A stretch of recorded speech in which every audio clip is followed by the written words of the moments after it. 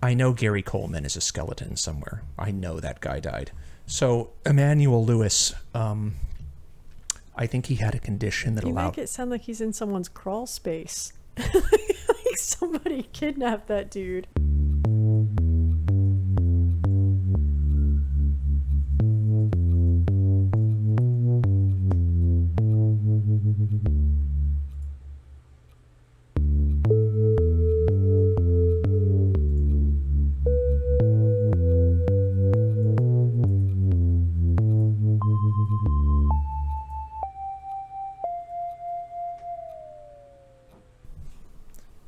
Mariah, do you think Kevin... Are we going to welcome people to our podcast?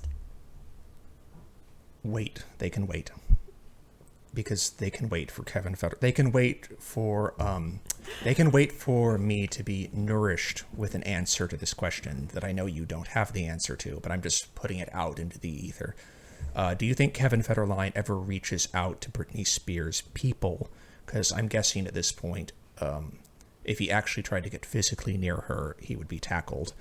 But do you think he... I hear they have a very friendly relationship.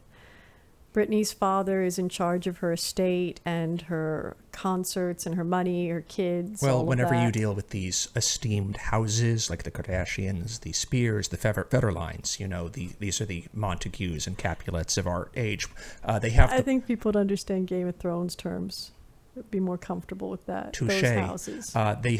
When you have the houses of power and responsibility. What are they opulence. called? Like they have like one's like a wolf house and then one is like a dragon.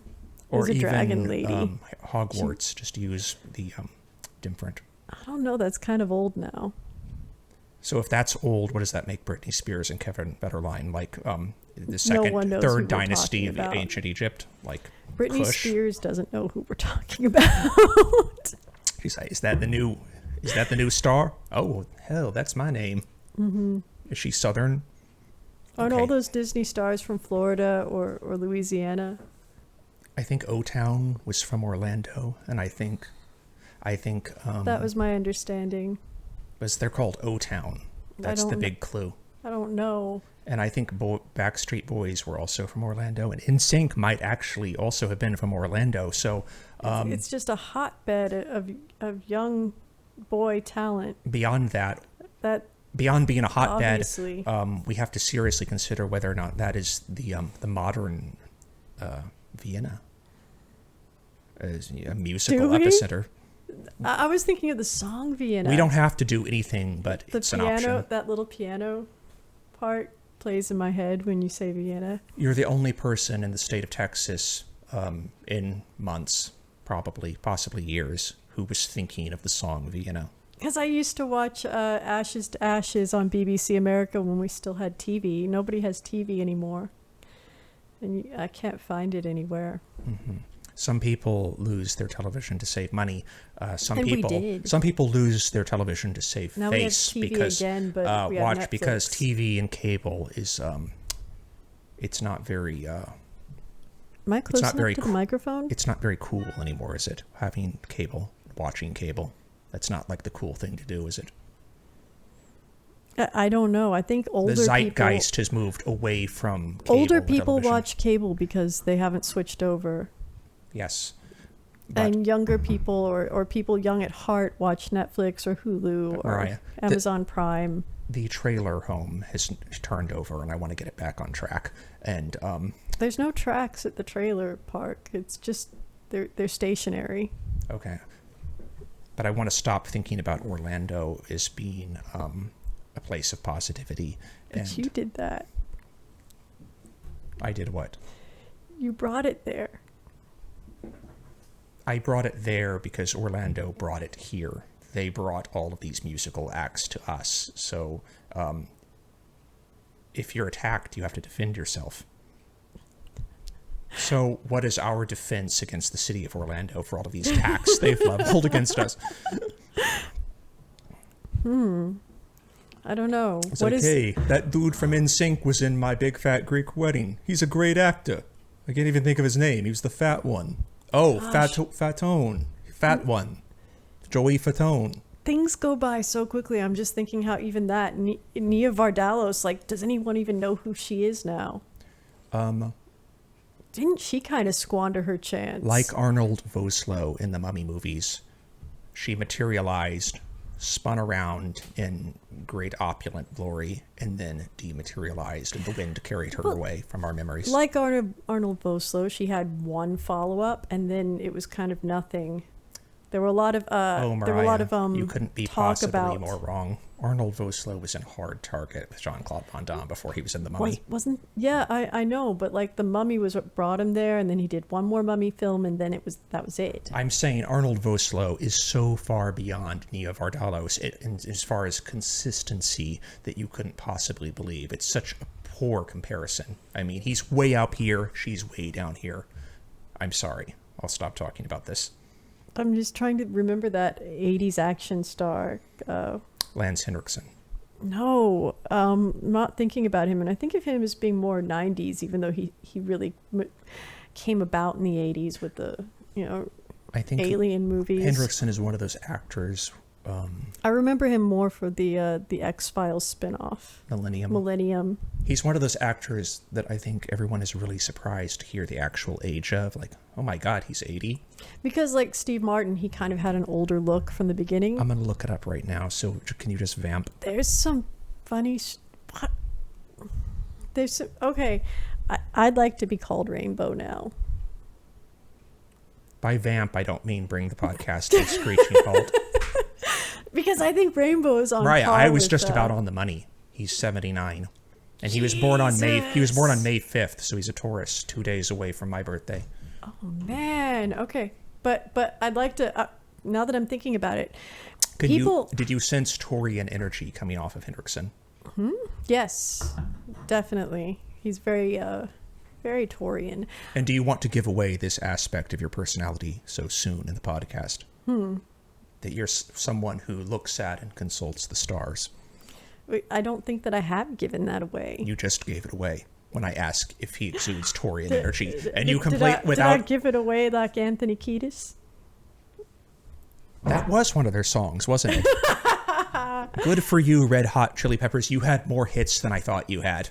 Anyway, did they also Drive Me Crazy, or was that another band? I don't remember, but no, that was Fine Young Cannibals. If I wanted to be should have known that. But if I wanted to be called Rainbow now, I think that's interesting because it's on par with those guys named Buffalo. There's something kind of symbolic and automatizing about a name like that. Like it creates some distance between you and everyone else. Automatizing, you mean like it creates the same distance between you and everyone else that an atom bomb would? Yes, and mostly I'm just thinking about or is that just the BO that was there a dude with that name? No. There was a dude in a bus stop or something on the old Conan O'Brien show that Andy Richter approached, and he called himself Buffalo. This is great content, Mariah. A callback to something you remember seeing on Conan O'Brien in the late 90s. Even further back than Nia Vardalos, but I think that it's I think Conan O'Brien is more relevant because he's I think he's Hard still Target around. is more relevant. I think of Hard Target as being like it's in the past, but it's like a peak, so we can still see it. Whereas I think these little segments on Conan are just down in the mist. I don't know. I bet you can find the Buffalo segment on YouTube. Probably. But what is it about guys named Buffalo or Biscuit? I don't know. In or my girls lifetime, called Rainbow or Starshine. In my lifetime, I've experienced, met, and dealt with so few that it's never been a dilemma that I seriously considered. What is it about guys with names like that? What if I started calling myself Rainbow? You've asked me that repeatedly, and I don't have a good line. I mean, the first thing I think of is Rainbow Bright, which was like a kids' TV series and just, I think toys from the 80s. That wasn't what I was thinking of, but a lot of chicks like it. Rainbow Bright. A lot of chicks are really into some of those She-Ra and Sailor Moon for some reason. Yes, that's really popular. For however obscure any piece of like 80s like toy merchandise kitsch you can mention, there's like a subculture on the internet that's into it. No, but that's that's more popular than other things among women, young women, or should we say middle-aged women now? Is it? So would have you we say? moved on? So you're saying it beats like the popularity of the glowworm in and Light Bright into the ground. Yeah, I just saw. It fucking curb stomps Light Bright. I saw. You see a lot of What Rainbow about Kitty Bright. Surprise? It neuters Kitty Surprise, sends it to the glue factory.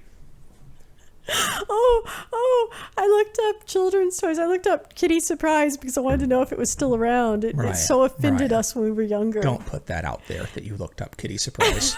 But I wanted to know if they were still selling that toy. Shroud yourself. Shroud yourself in decency. I have none.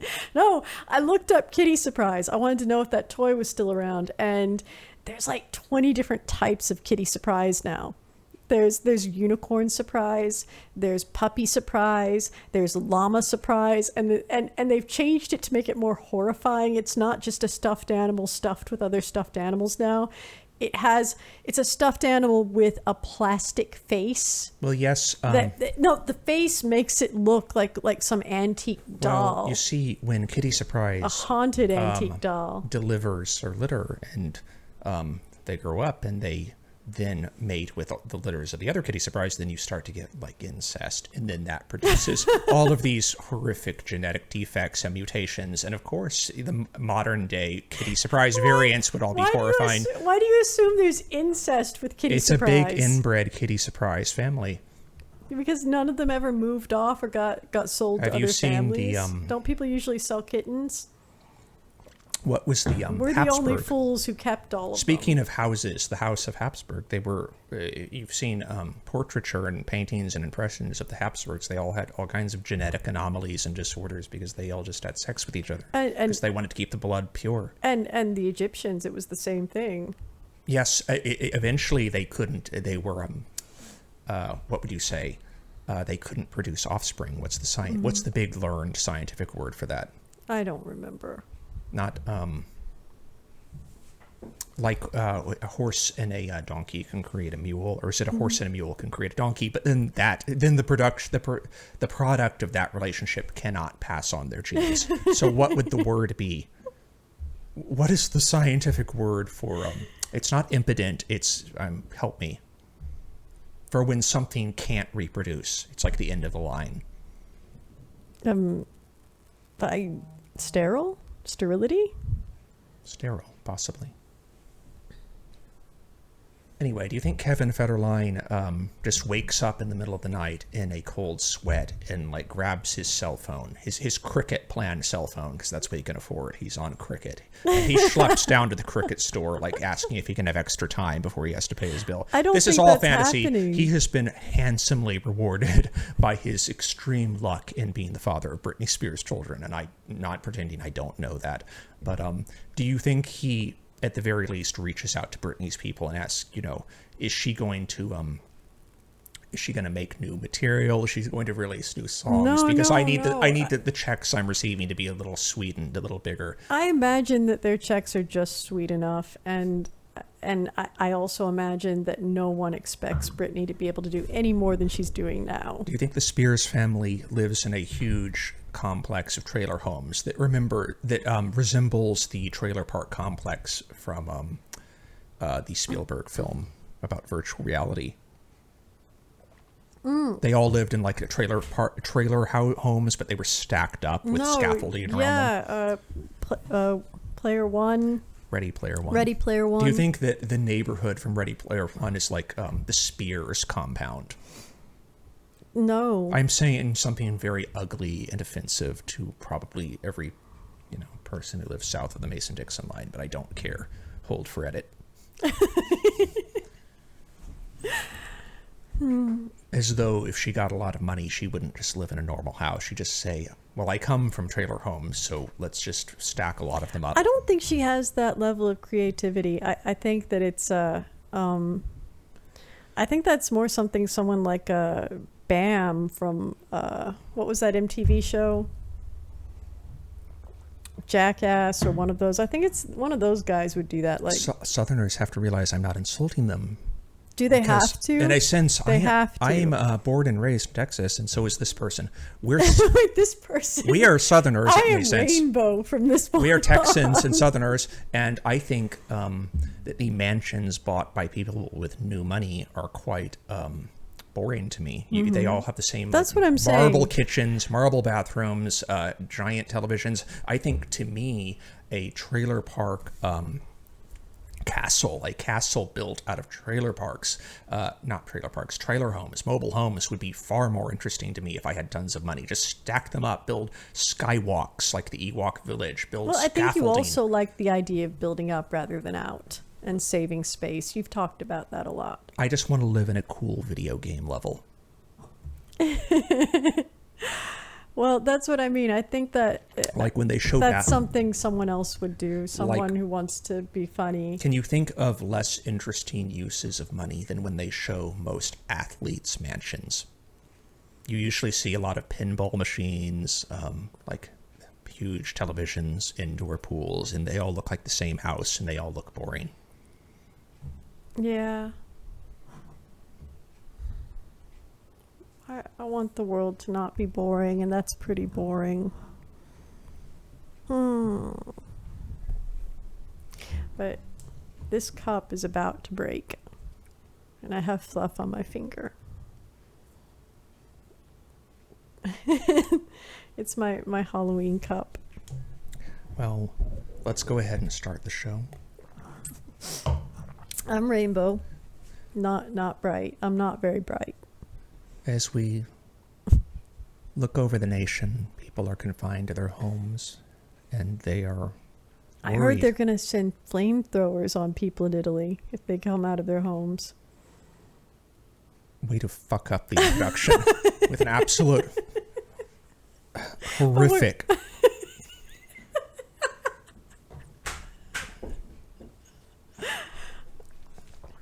It's pretty horrific. You're right. Am I close enough? I don't know. We'll find out later.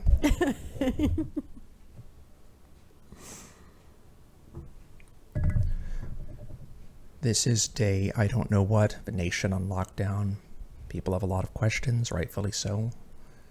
The answers aren't coming, and when they are coming, they raise just as many questions. So what else can we do but Band together online. blow through all of our resources, then act like animals and attack each other? That's coming next. I probably should have worn a bra. When the levee breaks, Led Zeppelin, they know. Oh, how do you think Jimmy Page is handling this? Does he have a bunker or something? Or is that more like, what's his name from Muse? He's probably segregated his home into regions where his wives and children that are infected have to be confined. Well, I'm sure he's very immune compromised. Isn't he older than Lance Henriksen? Well, Is that the line we're using now? The age line, Lance Henriksen? Are you older or younger than Lance Henriksen? I think Lance Henriksen snorted that line in the 80s, and that's why he looks the way he does. And I think you don't think he has like... when he's you one started of those mentioning guys lines, that- you got every member of Led Zeppelin's attention. Wait. Hang on. I do believe Led Zeppelin, and I know that Led Zeppelin And did that because immunocompromised. I've read every Led Zeppelin biography out there. But Lance Henriksen, I've also read a fair bit about him. Not biographies or autobiographies, but I've read a lot about him over the years online. He has some interesting stories. Well, you're painting a very interesting portrait of all your obscure interests. I told you I'm not Who very else? bright. David Carradine? Yes. Endless Highway. Boom. And I took it from the library and never gave it back immunocompromised. because nobody loved that book. It hadn't been checked out in years, and it had only been checked out twice. And Which branch it's of the out library was that? Ed Cody? I don't know. I think it was this hold It was for Ed edit. Cody, wasn't it? Do you think the administrators of Ed Cody are watching this? I don't think they miss it. But Well, David Carradine doesn't miss it. Yeah, no, but Well, I was thinking about Lance Henriksen because you mentioned him earlier, not just randomly. did I or did you? One of us did. I think you did, and I just mentioned that. His name was invoked, but only once, not 3 times, which is why he isn't sitting next to us. And there are so many interesting stories about Lance Henriksen, especially his early days with, what am I thinking of? Mott the Hopple. No. He's never been a young dude in his life. Who else has never been a young dude in their entire life? Steve Martin? We mentioned him already. Yes, that's right. You did. I'm so sorry. I bet you are. God forbid we cover the same ground that we've already covered. We're like a cat in a cat box. Just relentless scratch. I think at this point, an alternative name for the podcast could be, Where Are the Turds? We don't know and you don't know. Let's find out together. Like Led Zeppelin. Let's find where we've been. Just start sticking your hands in. Is that what Jimmy Page tells his new girlfriends? I mean, you're not gonna know until you just start sticking your hands in. Just go fishing around down there. No, I don't want you to see my body. I'm not taking off the clothes. No, stop. I don't want you to see that. Oh, I'm sorry. I just don't want you to see that. So just start fishing around underneath my garments. Is this unlistenable because I'm just so amused by you and maybe it's just a brother, sister, well, friend I wouldn't thing. call it a laugh track. It's more like a guffaw. Like, it's like, oh my God. I know you're doing some sort of fun of me, but I'm laughing. You're doing an impression of Jimmy Page, but is someone being strangled behind you? That would just add to the realism of the Jimmy Page Jimmy Page impression. Don't you think that you would hear the muffled sounds of someone? No, but if I were with Jimmy Page, and I wouldn't be, I'm too old, but if I were, and he was saying this, it would be terrible. It'd be like that scene in Outlander where the guy can't get it up and the girl just keeps being raped, keeps laughing at him. He just lost a lot of the audience. No, and at this Outlander point, was that might very not be big. that much audience. Anyway, everything was very big. We've made that point before. There's a scene in a show that's currently on Netflix where it's a historical romance, time travel. Wasn't it a Stars show before? It was yes, a Netflix but now show? it's on Netflix. See, I know stuff. It's not on. I'm smart. It's not Rainbow, not too bright, but it was a Stars show. It's not a Netflix production, but it's on Netflix I never got to calculus, but I know what network Outlander was on originally. I never got to potato. But I like them potatoes. Mariah, let's be real careful here because you're just getting too close to, I think, a problematic meme. Oh, you're right. I was just thinking you're not close enough. You're not close enough that I'm going to edit anything out. But let's just tiptoe around it, as Gary Oldman and Matthew McConaughey might tiptoe around something because they were in a film called Tiptoes. That's right. That's a little problematic too. Don't say the M word. Gary Oldman is playing a small person and with the assistance of CGI, and I know that a lot of yes, take that away. Okay. At once I asked you a question and you didn't answer. All right. Who has never been a young dude in their life?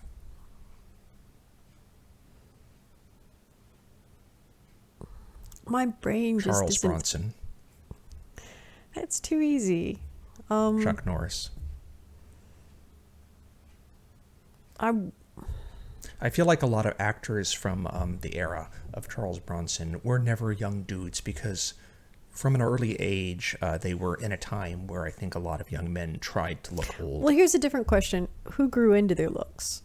Someone like Steven Spielberg, who never really looked young, but they grew into what they Harrison looked like. Ford. Yes. I mean, even when he was young, you'd see him pop up in something like the drag racing movie, George Lucas. Mm-hmm.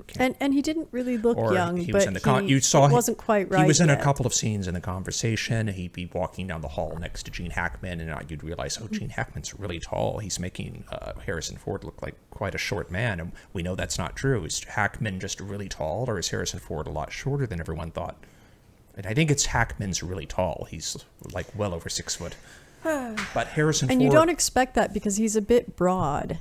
And he just has that look. Like he's a more, I don't know, a gumshoe kind of detective. It's like Mount McKinley. You just pull Hunched back over. far enough, and it's like, oh, it's much bigger than you ever thought it could be. Like, that's Gene Hackman. No one said no one ever about Gene Hackman, but I just did. Harrison Ford, meanwhile, felt like he had the kind of facial structure that was always meant to look amazing in middle age. Mm-hmm. And I think that's when he looked his best. He blossomed like a flower. What kind of flower would Harrison Ford be? Daffodil. A marigold?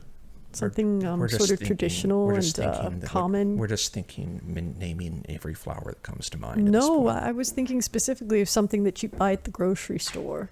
Oh, well, for you know, spring waxleaf planting in a ligustrums, they have suburban flower bed. They have little white flowers on them, but the ligustrum, waxleaf ligustrums are actually very proud, thick, dense shrubs that give structure to yards, but they blossom little white flowers. Maybe Harrison Ford would be a proud waxleaf ligustrum with its proud white flowers. I don't really see it. What shit all over me. I tried so hard.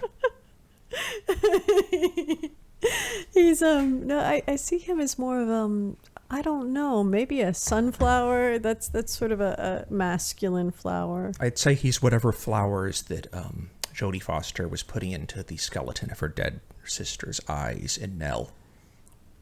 Let's move on. I don't mean that at all. That. I just wanted to... I think I blocked out a lot of Nell. I just wanted to build up terrible imagery in your mind. I just remember that she spoke funny. The flower and the wind. Nell was directed by Michael Apted. For some reason, I thought Jodie Foster directed that, and I just imagined her directing herself playing this strange character. She directed Little Man Tate, which was really weird.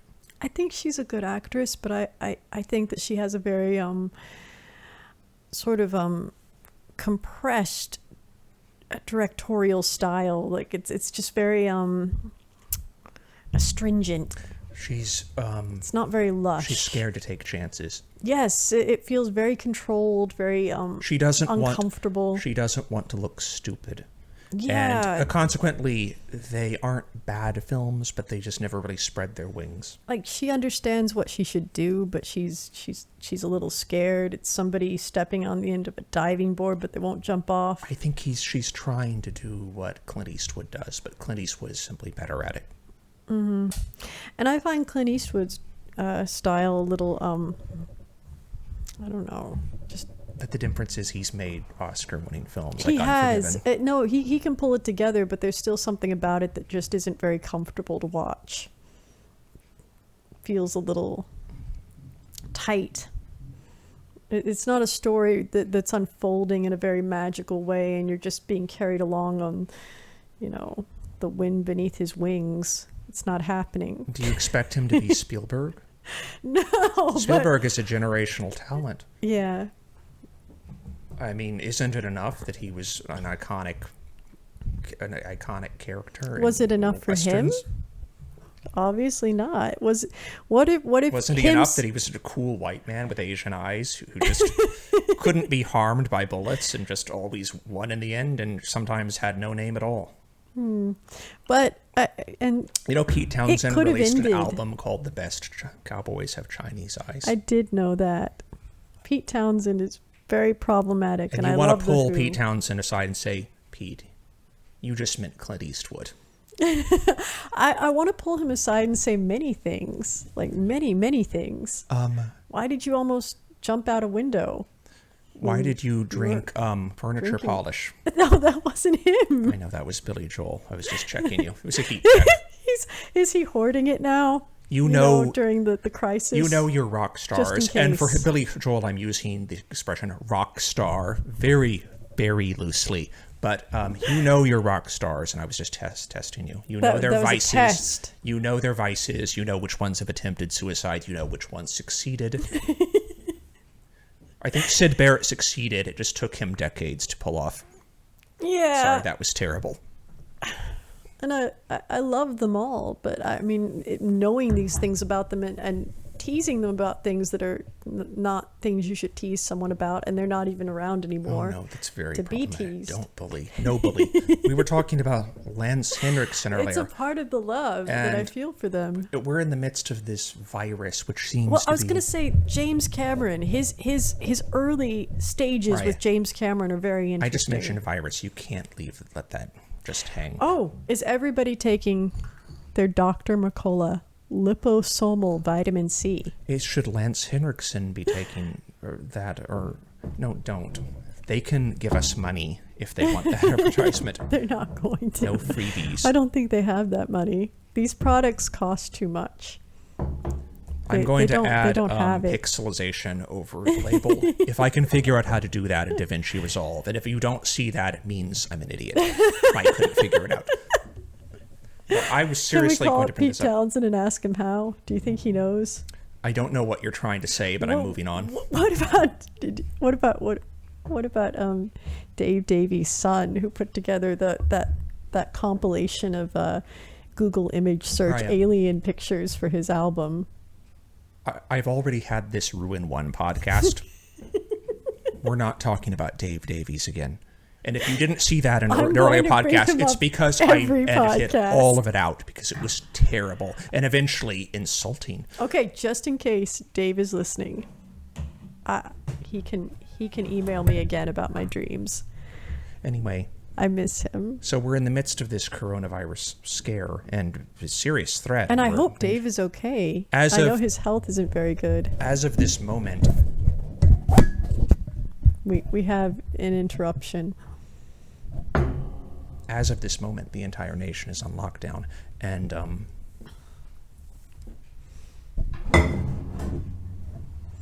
okay. That was a cat. Mariah, we mentioned Rainbow. You mentioned Lance Henriksen. I'm going to let that, because I don't think it's that funny, I'm just going to let that sink the way Kate Winslet let Leonardo DiCaprio sink at the end of... What is going on? We are in the midst of a pandemic. You could be watching this years from now, but know that you are watching people who were essentially on lockdown. As of the recording, our state was not officially on lockdown, but a lot of U.S. states were. Spoiler alert, we're in America. We're Americans. Coronavirus has already ravaged countries like China and Italy. And they're saying that it's going to ravage U.S. just as hard, but that hasn't happened yet.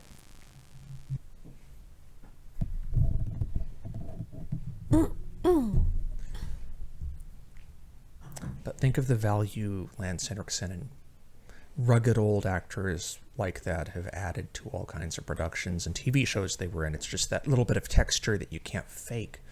You can't take a younger actor and turn him into Lance Henriksen, because that face wears all of the experiences that person has had. And we know Lance Henriksen has had a varied life just outside of acting. I think he was in the Merchant Marines, wasn't he? Yes, he was. And he just looks like the kind of guy... I'm surprised you remember that. He's the kind of guy who threw a duffel bag over his shoulder and went around the world learning languages. He just has that look, and you can't fake that. Someone who knows how to handle snakes and knows how to, I don't know, do things like So my track question animals to in you, the Mariah, woods. is, what if the dreaded coronavirus wipes a lot of these old timers out? Well, there's a lot of conspiracy theories that maybe the government created the coronavirus just so we could wipe out a whole bunch of older people. I don't know about that. Take their but wisdom away. If they were suddenly gone, because that would be a lot of wisdom. how would you reproduce what they added to films using younger actors? You wouldn't. You couldn't take Chris Pine and put some makeup on him? Oh, man. Can you imagine Chris Pine in Aliens? Can you imagine Chris Pine in Millennium? Stop saying Chris Pine. Can you imagine Zachary Quinto playing Lance Henriksen's character in Millennium with the same gravitas? I really like Zachary Quinto, but I don't think that he brings the same qualities to the table. You mean he isn't a leathery old Danish man? I really hope Henriksen's Danish. I know he's of Danish heritage. I don't know if he's actually Danish. transplanted to America. And Viggo Mortensen. Yeah, he is. So they're both Danish. Mm-hmm. So are you saying there's something about it, not so much actors who look older or who are older, but actors who are Danish? No. What an odd thing to say.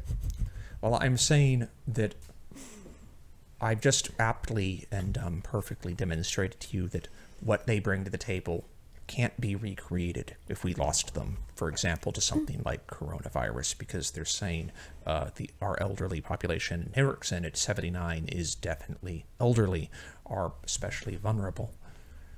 How would you make interesting films? And let me just put this out there, that I think that is the absolute least of our concern, making interesting films. But it's an interesting question that I haven't heard posed before. A podcast like this, which hopes occasionally to have an interesting take on things, and I think in this case we have. Oh, well done. But definitely, like if Charlton Heston, can't create it. if Charlton Heston were taken out by the coronavirus, how would we replace him? Is he still alive? No. He narrated the Bible. Like, for example, if Max von Sydow suddenly died, how would we replace him? Is he dead too? Yeah, he died like a few days ago. Is that the joke? Death is not a joke. I just want to put that out there that... Seriously, Mariah, you shouldn't joke about dead people. Seriously. I'm disgusted. What else? Who next?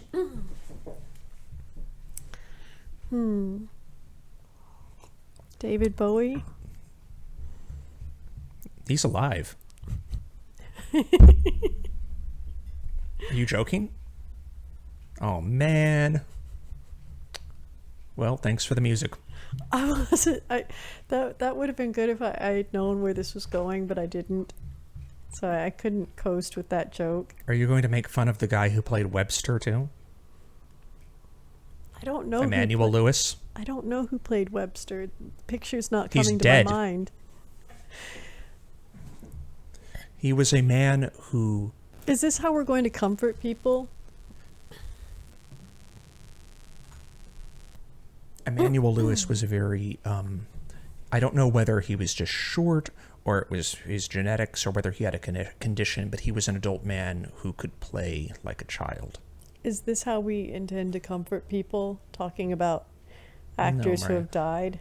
Let's pretend like Emmanuel Lewis is still alive. For all I know, Gary Coleman is dead. I know who Gary Coleman is. I don't know who Emmanuel Lewis is. Well, Emmanuel Lewis might... I've heard the name, I but no could picture's be coming to my mixing them mind. up in my mind, and Emmanuel Lewis might be living and breathing and living his best life right now, but I know Gary Coleman... You make him sound like a pet. I know Gary Coleman is a skeleton somewhere. I know that guy died. So, Emmanuel Lewis, I think he had a condition that allowed... You make it sound like he's in someone's crawl space. Like somebody kidnapped that dude. Emmanuel Lewis or Gary Coleman? Whatever. Whichever one.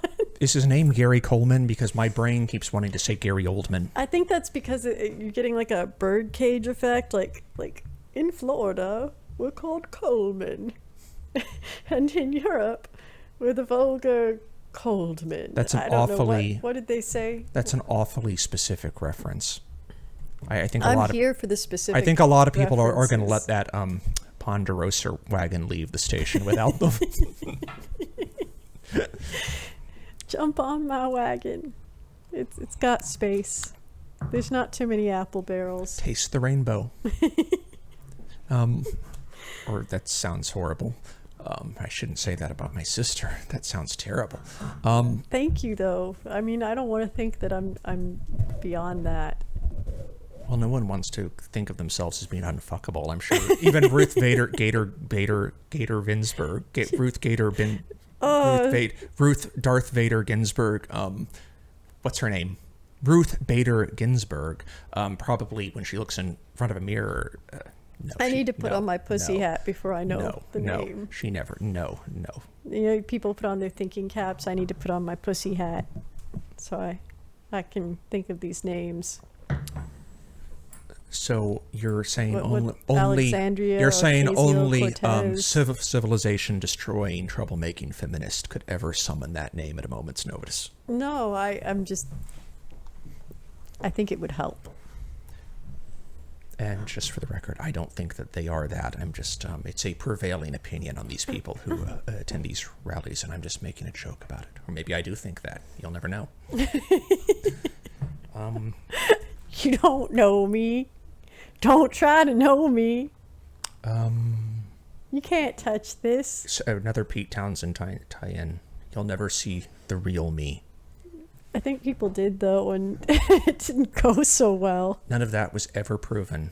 And don't you dare elucidate what that is, because we're not going to become that. We're not going to become like Chris Hansen, To Catch a Predator podcast, and certainly not with rock stars whose body of work has given us so much joy. I know, but that's an issue with so many, including David Bowie. So many 70s rock stars. It was a different time. Cut. Is that your final word? No, but it was a different time, man. And let's face it, they rocked. No, but you want to love them, but then you find out all this horrible shit. Okay. But what if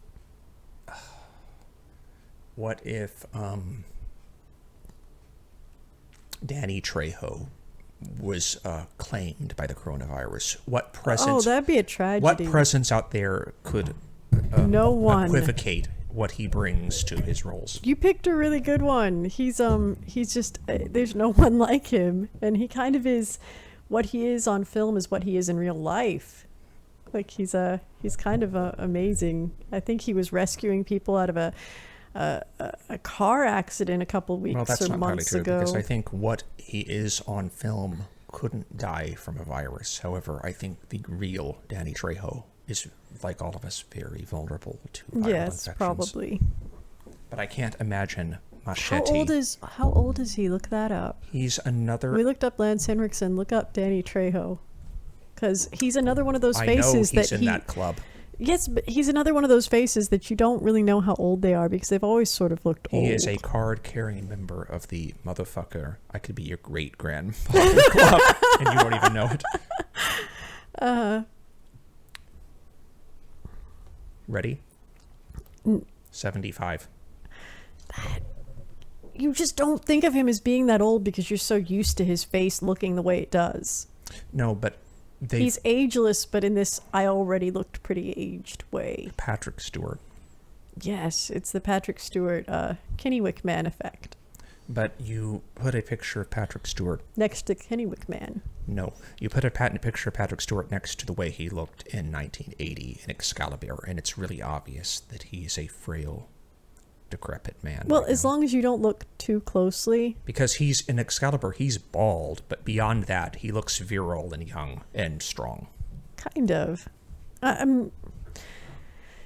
I guess he's finally getting to that stage where he looks his age. But it took a long time. Do you remember Star Trek First Contact at the end with the Borg Queen when he's swinging around on the wires, and it's like, wow, he has some really developed muscles. No, we were talking about his arms, because they really they had this sleeveless. What did you think I was talking shirt. About? Yes, muscles can be a part of the arm. No, but I mean, the arms specifically, we were like, look at those guns. Patrick Stewart has some guns. Right? Yeah, this is getting really personal. Right? I was just talking about his muscles, not his guns. I mean, in my mind, those are two different things. But by that point, it's like you realize, oh, this dude looks old, but he's not as old as we thought he was. Nice. Sorry. It's like I mean, if you had like a smartphone in 1994 or whenever 1996 First Contact was released, you'd see the end and you realize, okay, we got to check this guy's age, because I thought he was like 100, but no one that age could be that built, have that upper body strength. And nobody had smartphones though, so no one did. And you'd find out that at that point, I think he was still in his 50s. And by the time you got to your computer, you'd forgotten what you you were going to do. But then you look at Picard, or you look at Patrick Stewart in Picard, and you're like, this dude is 3 sheets to the wind. I mean, we're in the final days of this actor. I mean, I'm not saying we are, but that's what you think when you look at him. You say, oh, he's very frail. This guy is like, he has like rice paper skin. He's emaciated and skeletal. They should not have tried to bring back Data. It didn't work, in my opinion. That was a left turn. I think Brent Spiner should have played someone else if they did anything with him in the Star Trek. Mariah. If they did anything with him in the Star Trek universe, it should not have been the android. The android was supposed to be ageless. You see me looking something up on my phone? You ready for this? I do. Brent Spiner is 71. Oh my motherfucker! Oh my god! That I didn't see coming. So you should have seen it coming. He's so snarky online. He doesn't read like a 71-year-old. So you see the septuagenarian. You see the problem with trying to recreate his image as an ageless android. Yeah, they shouldn't have done that. It didn't work. I'm not an advocate of always using CGI actors, but I think you could have done a motion capture performance with Brent Spiner, a la Andy Serkis, and just tried to recreate Data that way. Yeah, why didn't they do that? I mean, the technology there was hubris there. The technology has evolved to such a point that why would they even try to do it without that? And also Data himself is he's not a normal human, so if it looks a little artificial, it just flows with the character. It's like this guy, I mean, he should already have a little uncanny valley. Well, just making a Picard. I love Patrick Stewart, but that ship has sailed. They already weren't thinking straight. Do you think if they were going to do Picard, they should have done a motion capture performance with like another actor? Like, just say... No, I don't want to see it. Mark Strong. What if they called Mark Strong? He got that phone call. It's like, we want to do Picard, and but Patrick Stewart is like about to die. So could you come in and we put blue dots all over your face, and we want to create like a CGI Picard, and we want you to recreate Patrick Stewart's performance. Do you think Mark Strong says, fuck you, mate? No, it's like you're describing some satanic ritual at this point. This is not, I mean... Tom Hanks has entered the chat. He's looking for gloves. Oh, and he's in Australia right now. He and Rita Wilson. They were released. This is the only way anyone found out that he had 2 sons. And that one of them is sort of hidden. I knew. He's a rapper. Of course you knew. I've known about Chet Hanks for years. Just like we both known about Daniel Day-Lewis's rapper son. Because we read Reddit and Reddit glories and that kind of thing. I'm going to give you the glory of delivering his rapper son's most famous lyric. And I know you know it. I'm squirming in my seat. And? No, you have to say it. I can't say it. I'll keep laughing. If I hear one more time about Daniel Day-Lewis, I'm a Daniel Day-Lose it. I don't know. I'm not familiar with Chet Hanks's songography. Good for you.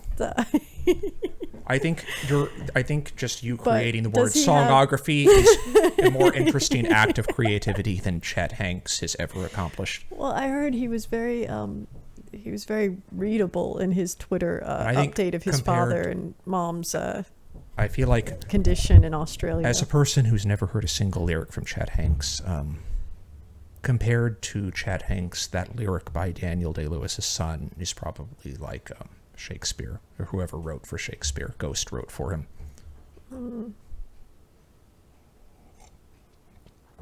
you remember that film by Roland Emmerich, Anonymous? That one film by Roland Emmerich, the one. Stargate? Roland Emmerich is an actor that not an actor. Roland Emmerich is a director who's known for making cataclysmic, catastrophic, big-budget disaster movies. Oh, Alien what was Invasion. That one? What was that really terrible one where it was like that New York got single frozen? It out, Mariah. You're gonna have to get real more specific. There was one where New York got frozen. Jake Gyllenhaal. Which one was that? The Day After Tomorrow. Yeah, I never saw it. I think we did see it. It's that you don't have to see them. I think we rented it from Redbox. The marketing campaign is so like for his films was like like STDs or they used to be. It's just like they just spread everywhere, so you didn't have to see the films to have a memory of them. So I never saw it, but I distinctly remember the title, the look of it. They just plastered the posters and the trailers everywhere. This is fascinating, I know. But Emmerich is known for this kind of film, and then out of nowhere, he releases this film called Anonymous, which is like a big budget, penetrating deep dive into the authenticity of Shakespeare's works and explores the notion, the academic theory that Shakespeare is not the actual author of his work. Roland Emmerich made that film. It was Francis Bacon, right?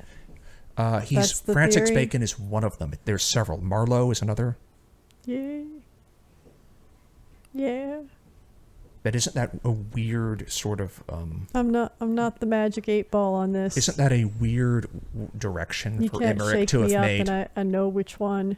Isn't that a weird... But you don't have to have an original take on this, but just agree with me. That's really weird for Roland Emmerich, the disaster film guy, to just come out of nowhere with a Shakespeare movie. That's weird.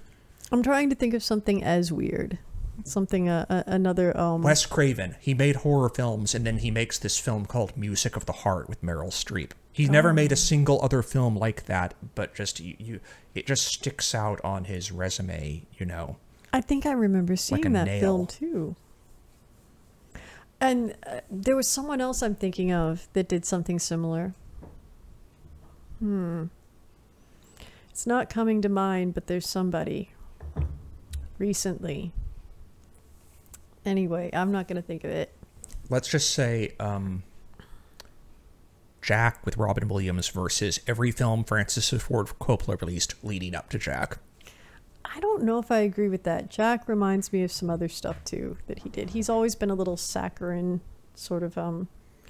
It's Peggy Sue got married. There's nostalgia and sadness. I can see that. Do you think he, in his mind, felt like, The Rainmaker. There's some of that in Jack, too. Do you think Coppola read the script for Jack and thought, oh, I could do something really interesting, nostalgic, sentimental, and artistic with this, but it just didn't happen? He's one of those directors, I think he's so sentimental that he needs to stick with things that are a little darker because it evens up what he's doing. It balances his style. On the other hand, you have Kubrick, who's very cold and only used very cold material. So it's just cold on cold. Mm-hmm. But that kind of worked for him. Well, a lot of people would say more than kind of worked. But then as much as I respect what he's done, I find some of his films unwatchable because they're so uncomfortable for me. Not because they're bad. They're not bad, but they're they achieve what I imagine that he wanted them to be uncomfortable, and that happens. Around the same time Jack was released. And I don't like it. Do you remember a Barry Levinson picture, also starring Robin Williams, called Toys? Yeah, very well. We watched Toys many times, and it's horrifying. If you've seen Toys, to see Toys is to remember it forever, because it has some very nightmarish, soul-scarring imagery in it, like Joan Cusack playing like a ditzy android, or it's the big reveal at the end of the film. She was a robot all along. She's his robot sister. But this is a spoiler alert. Mm-hmm. But I think no spoiler alert in the history of film discussion has had less weight or relevance than the plot of Toys being spoiled to you. Have you not seen it? But Joan Cusack, who is John Cusack's sister, I don't know whether she's his older sister or his younger sister. Do people even remember John Cusack? Yes. At this point, everything seems to be that is a eroding. Really low blow against John Cusack. I know he's made a lot of Redbox films in recent years, but so has Nicolas Cage. Redbox is a serious way to get yourself out there in the last 10 years. Nicolas Cage, the memes are a serious way to get yourself out there. I mean, think about Brendan Fraser. But it's a way to get yourself out there in bad ways. Like it's bad press. Do you think Joan Cusack is a better actress than her brother? More range? Maybe.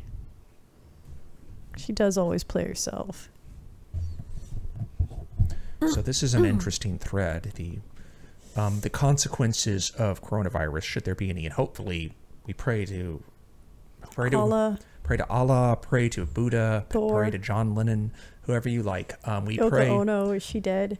No, she lives, but she's Is that quite like old. they live? Hold on.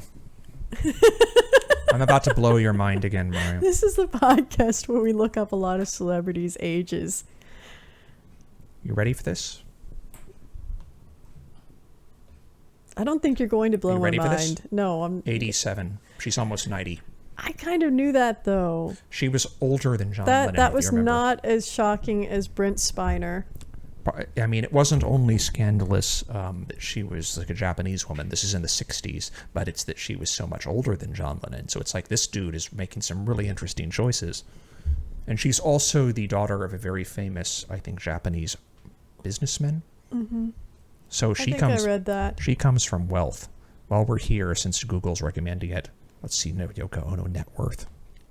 You can't get this information anywhere else. You probably can, Yoko- but we're saying that. Yoko Ono's net worth estimated at $600 million. Imagine that.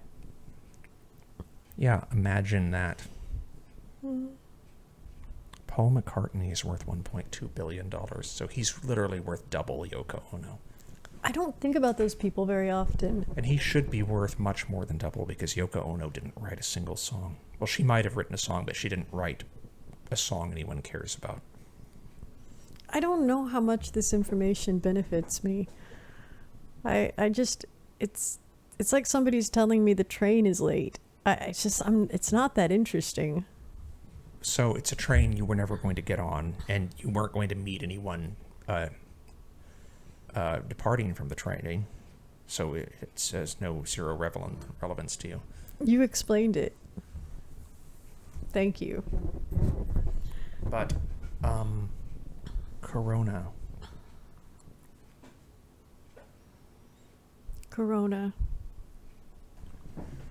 But we've just been having a roundtable landscape, bird's eye view of Corona, although that's impossible because it's still at this point so little is known on it. Known. Well, in fact, we're knowing more all the time, but I mean, it's just We might never know. we're not doctors. No, but we're talking about how it might impact the entertainment industry, and one way it might impact the entertainment industry is Older character actors might be taken out. killing off a lot of old actors and talking about how irreplaceable their presence is in films, and we just won't even know the extent to which that affects the media we consume until they're gone. How did this become the podcast where we look up older actors' ages and then talk about how they might die? I think I don't think it should just be this episode. I think it should be every episode from now on. So just keep your cell phone close. And I'm looking up how old Jim Carrey is. He's 58. that's about how old I think most people would guess he was. So he's not one of those don't actors that know. isn't the age you think he is. He's been around since the 80s, Mariah. People have been seeing him since the 80s. I imagine he's in his 40s. Imagine he's in his 40s. His middle name is Eugene. Like the character. Well, if you're coming just to the podcast just now, welcome.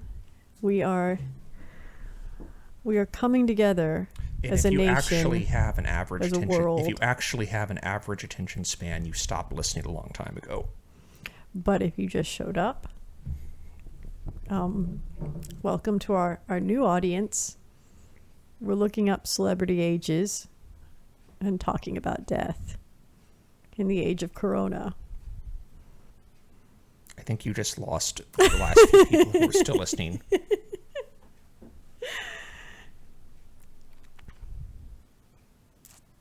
So in Outlander, Because that had all of the energy of like someone like inviting people into the like a public library to sit around in a circle and have it like enjoy a book reading from like a local author. Can you think of it? Can you maybe some people want that. Can you think of anything more like repellent than like The word local attached to author, artist, a local author. It's like, okay, tell me when, you have a big name, I'll show up.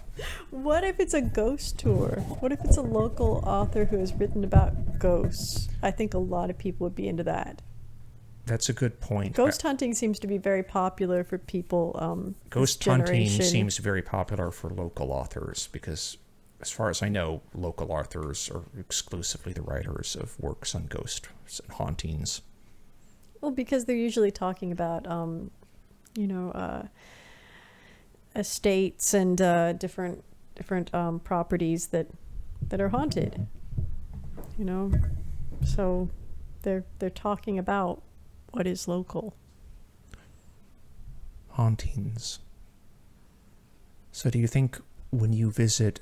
I was going to say, do you think if all these older actors die, they're going to come back and haunt us? We can only hope. So when you visit a place that is renowned as being haunted, and you visit the place, which I just said, so I said the same thing twice, and you sense that you feel an energy, do you think you're actually feeling an energy, or do you think you've just gotten yourself worked up with the knowledge that it's haunted? So I think it depends on the person. So is your mind creating this experience, and it's not actual spiritual energy? Well, both are possible. I think both are possible. At the same time, like Forrest Gump once said. Maybe it's both happening at the same time. Is that what you're saying? It is, and ghosts are like a box of chocolates. You never know what you're going to get. It could be, what's a really terrible haunting? Like in film. It could be Owen Wilson getting his head cut off in that remake of Hill House, The Haunting of Hill House. That was a really... Do you mean gruesome or like bad film? Like a horrible film? Because I think that was both. It can be both. I think that was a Jan de Bont film, and Jan de Bont has only made one good film, and that wasn't it. What was his one good film?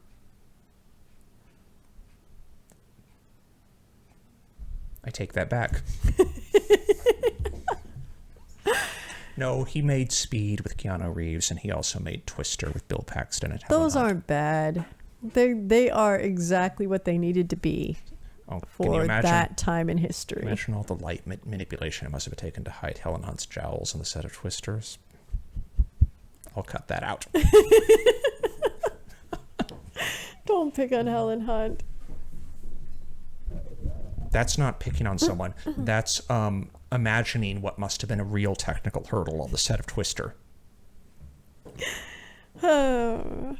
So if I say it must have been a real ordeal to get the lighting and placement right for Andy Serkis and the two towers, I can say it must have been really hard to make Helen Hunt's face look, good. Oh my God.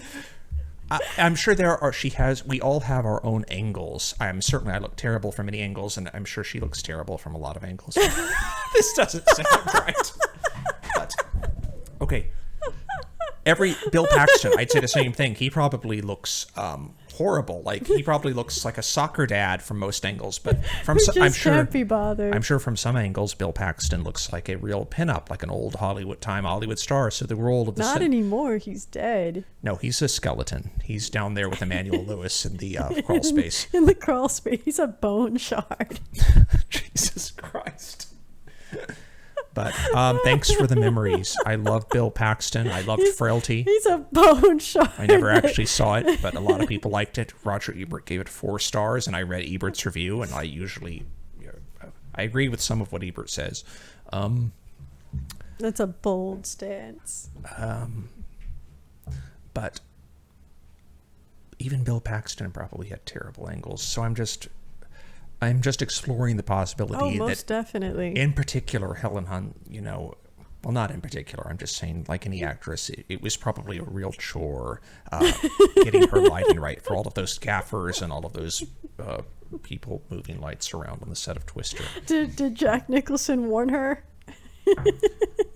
Because You know, they were trying to get that kind of tornadic Oklahoma lighting. So there, you have to, whatever lighting. That odd lighting. That lighting setup probably has to flow with the tone of Twister. So, you know, we need to make the Twisters feel real, and we need to make Helen Hunt look good.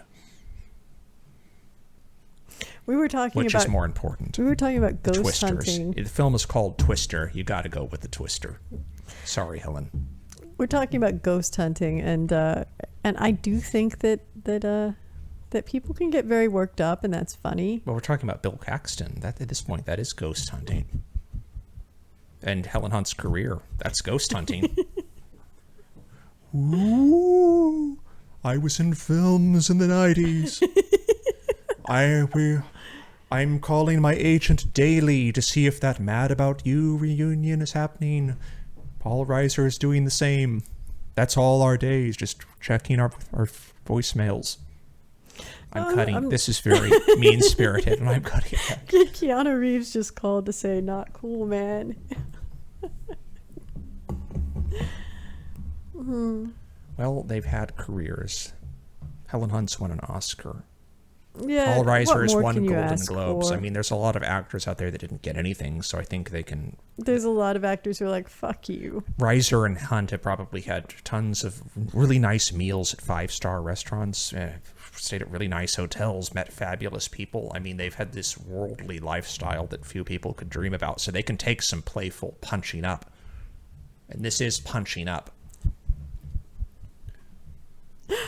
And there's nothing more sad than someone, like a peasant, way down beneath them, defending someone like that. They don't need you to defend them. They get old, they get wrinkles, they're just doing it publicly. We can point it out, and we can point out that as you get more wrinkles... What were you saying? Let's really move on. This is getting fucking weird.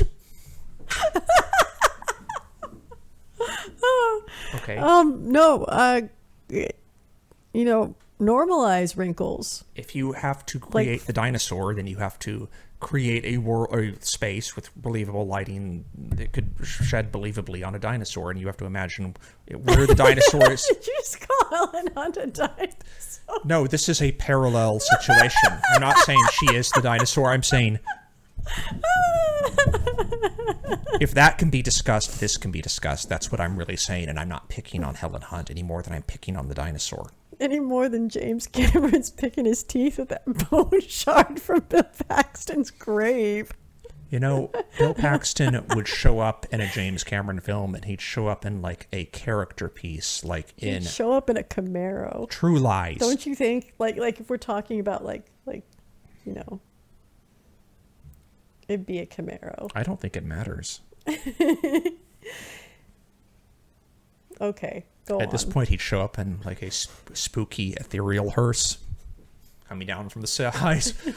No. He'd be like in that chariot in The Mummy 2. Flies down and steals your soul. I was thinking Peter... So remember pierced by the blade? In Sigourney Weaver in Ghostbusters 2, she's like looking out her window, and like Peter McNichol is in a ghost chariot flies down to steal the baby. Do you remember this scene?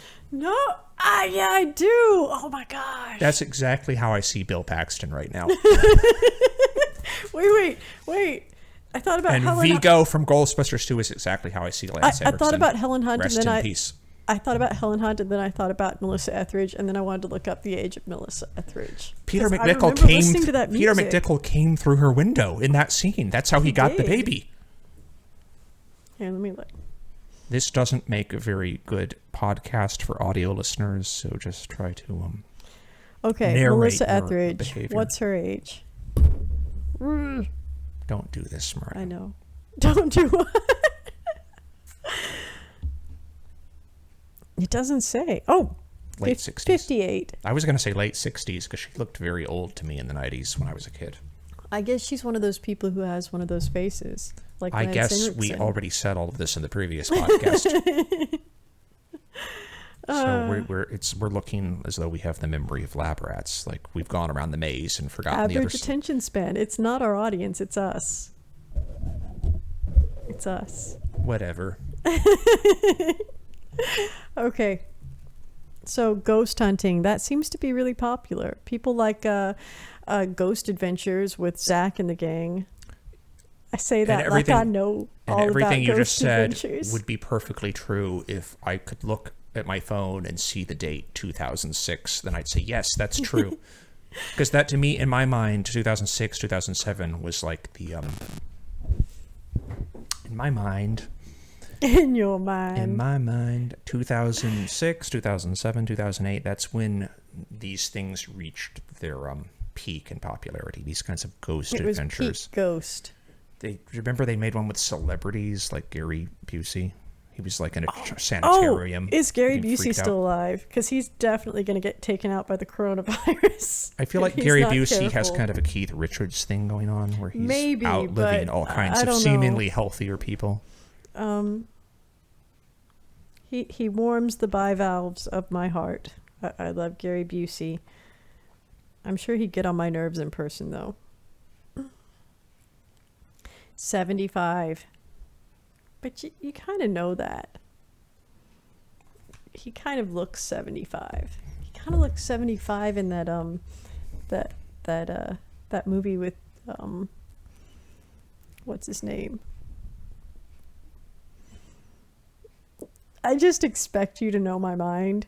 Under Siege, Tommy Lee Jones. Yes. But if you played young guys in the 70s or young women in the 70s, like the 1970s, you're going to be old now. Yeah, but do people even know about that? And he did. He played Buddy Holly in a TV movie in the 70s. Oh my gosh, I forgot about that. Because he's a pretty good actor, and he played Buddy Holly so well. I don't know Buddy Holly, but I almost said... it was a good film. Well, I do. I knew him personally, and that was a really fascinating and perfect likeness. I almost said Buddy Holly movie directed by John Carpenter, but that would have been good. John Carpenter actually directed the Elvis biopic made for TV starring Kurt Russell in the 70s. Oh, no. He made that before he collaborated with Kurt Russell on Escape from New York. Well, if it led to that, that's all good, but no, that sounds really bad. Have you seen the film? I haven't seen it, but that sounds so bad. So why would you recoil from its mention if you haven't even seen it? No, not because of John Carpenter, but because of Kurt Russell. I just cannot imagine him playing Elvis. You don't think he's a good actor? I think he's one of those actors who's good at playing himself. Like, who are the actors we talk about? So Gary Oldman is regarded as a good actor, but what if he were cast in the Louis Anderson biopic? I mean, you know that was a mistake. That was a bad choice. Well, I mean, was it a bad choice for him to play Churchill? Was it a bad choice He's for a him good to play actor, a and midget he can do just about. So if he can play that, why can't he play Louis Anderson in a fat suit? That's because he's taking roles away from little people, and they have so few as it is. He'd be taking a role away from Louis Anderson, who's still alive. Yeah, but Louis Anderson, he may be alive, but he doesn't look it. And you need to look alive to play yourself. It's a lived life, but... And who's going to watch the Louis Anderson biopic? Is it a life worth living at that point? Does anyone know who Louis Anderson is at this point? Anyone listening? Anyone using the internet? Oh, yeah. Is there a strong Louis Anderson fan base? He's big. That's all I'm saying. I'm going to leave that there. Like, he's big. Physically? He's big. Remember when they tried to advertise the NBA as being big, like a few years ago? That was the NBA's big promotional campaign. Did he do a promotional campaign for the NBA? What was his thing? I mean, hell to the no. I'm saying that he's bigger than the NBA ever was in every way possible. Louis Anderson is like, he strides across the earth, and as each foot comes down across the terrain, he strides across his our living souls room. shake. And our appreciation for his filmic qualities and his on-screen qualities are growing and growing and growing every day. Like the coronavirus death toll. What was his gimmick? That he was fat and had like this weird voice. And that was enough before the internet. That's like there was no competition. That's like the gimmick of every fat guy who made it. They're fat and they have like a fun, weird voice. I don't know. I think John Candy brought a little bit more to the table. No, not really. I had to do that once with some really hard small pumpkins when I was making food for Smashed them. I smashed some pumpkins for some chimps. Capuchins. I was making them for capuchins. If your band name is Smashing Pumpkins, it's a really bold move to then get like the cue ball look, effectively turning your skull into a pumpkin. You're just giving people all kinds of ideas. Mm-hmm. That also kind of makes me think of Cillian Murphy in Peaky Blinders, or anything that he's done, really. Talk about pumpkin heads. I think his best part was when I'm inviting all kinds of criticism here. When he woke up in a hospital nude and everyone could see it's clear as day, his uncircumcised penis. There's a lot of penis and boobies in Outlander. So anybody who wants to look it up on Netflix right now. I was going to say in Irish cinema. Anytime you're dealing with an Irish actor, you're dealing with someone who will say yes to a nude scene. Why is that? Scottish too. Yes, I'm thinking of Danny Boyle in particular. I mean, yes, Ewan McGregor has hung dong. Murphy has hung dong. Who's the actor from Rome who hung dong in Munich? You could clearly see his penis. And there was another one. Syrian Hines, but I'm not pronouncing that correctly. That's the actor I'm pretty sure. Talking about from Rome. Yes, in Munich. He did it in Munich. And there's another actor in Rome. I can't remember his name, but he did it recently in the Netflix series Altered Carbon in the first season. And it was disturbing. You've seen but good. Roma I mean, by it's Alfonso good. Cuarón? No, I haven't. Because I know people really love it. Some male frontal. And I love Alfonso Cuarón. Roma features a scene with such extensive and unedited and uncut male frontal nudity that it will take your breath away. He just lets you sit there and watch it play.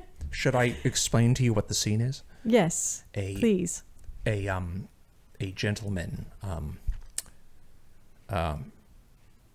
slowly and carefully takes down a shower curtain and the rod to which it's attached, takes the curtain off the rod, so he's just holding a shower curtain rod. He then proceeds to that's kind of an odd thing walk to do. towards the camera fully naked, holding a shower curtain rod, and perform a kata in front of the camera, a martial arts kata, with his penis flailing around, no edits, perfect lighting.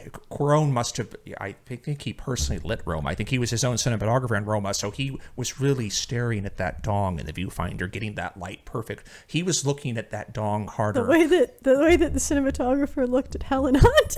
You know I knew exactly where I was going. But he used light to paint and sculpt that actor's penis in just the most astonishing ways. And I'm not gay, but I was impressed, and I thought it was amazing. That does sound amazing. But it made me think of no. And I think saying you're not gay is a bit overdone, but how explicitly I described the scene made me feel like I really needed to clarify that. But, whatever. Who cares? I cared enough to say I wasn't gay. Sexuality is fluid, Shannon. Nobody knows till they're there in that room. All the way up to the bone shards. You don't know. I think in every Cuarón film, from Y Tu Mama Tambien to Harry Potter and the Prisoner of Azkaban, you can tell there's just like this sexual intensity burning on screen. And you know that each character could go in any direction at any moment. No, that scene where you know what I'm thinking of. You must know. Harry and Ron. No, I'm thinking of Gary Oldman and oh God, I know this actor, but I can't remember his name now. Played the werewolf. David Thewlis. He's morphing into the that really amazing who did it? Was it Werewolf? CFC Frame Store? Who did the werewolf? Anyway, that amazing werewolf, that very realistic and creepy werewolf. He's morphing into it, and he's panting. And isn't Gary Oldman running up to him, or am I imagining this and pleading with him? This is your heart. I'm saying there was a lot of homoerotic tension there. I'm saying it doesn't have to be homoerotic. It's just kind of amazing. It's very passionate.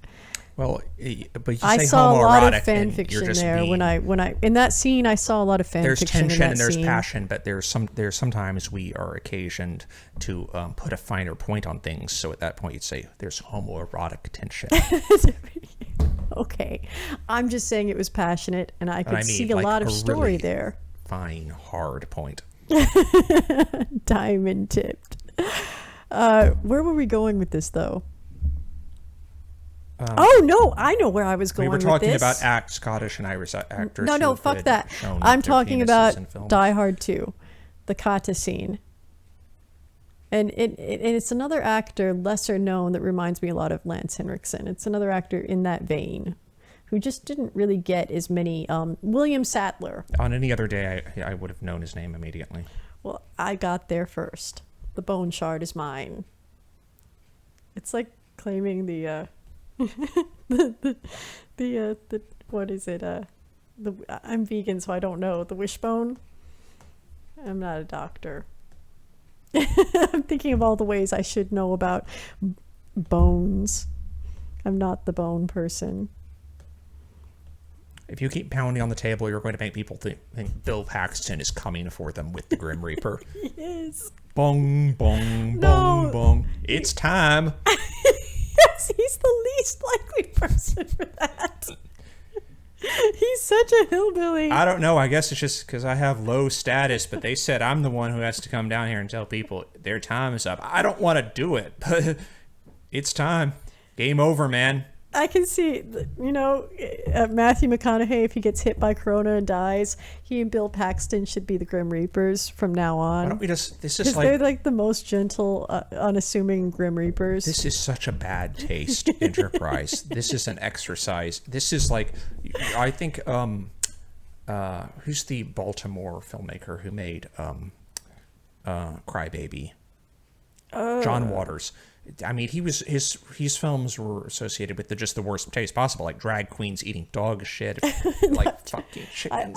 I didn't need my mind to go there at this moment. I feel like I was settled firmly on William Sadler naked. I think doing a kata. I think that, and also the disrespect we've shown for Bill Paxton and other very esteemed actors, puts us in league with John Waters for bad taste. No, it doesn't. That's far worse.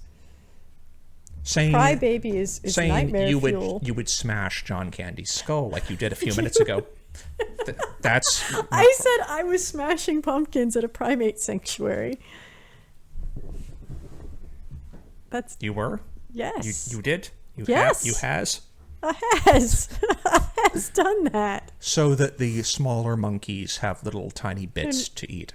Yeah, no, they wouldn't cut because they were just so hard. Right. You remember that notice that a capuchin had escaped in the neighborhood? Has that been resolved yet? Or are we still on the lookout for that? It was an elderly capuchin that I'm actually familiar with named Luz, and she's not far. She's so they found her? They know where she is. She's just very scared, so they're trying. Last I heard, they were trying to coax her down. Luz sounds like one of the other names on the hat that Flea almost chose for his name as a performer. It's like Luz, Flea. That's another one of those things that just brings everything to a halt. No, what I'm saying, I think it would have been essentially the same if he just called himself like Luz or Lug or something like that. Flea is another one of those guys who's kind of maggot. No, that's going too far. It's not it doesn't have that middle ground. He's not trying to be obvious. He's trying to just slightly unnerve you. He's not trying to be Renfield from Dracula. I also get the feeling that he's adopting something sort of symbolic, poetic, intellectual. I am a flea on the back of society. I get that feeling from him. He's a little bit of a philosopher in disguise.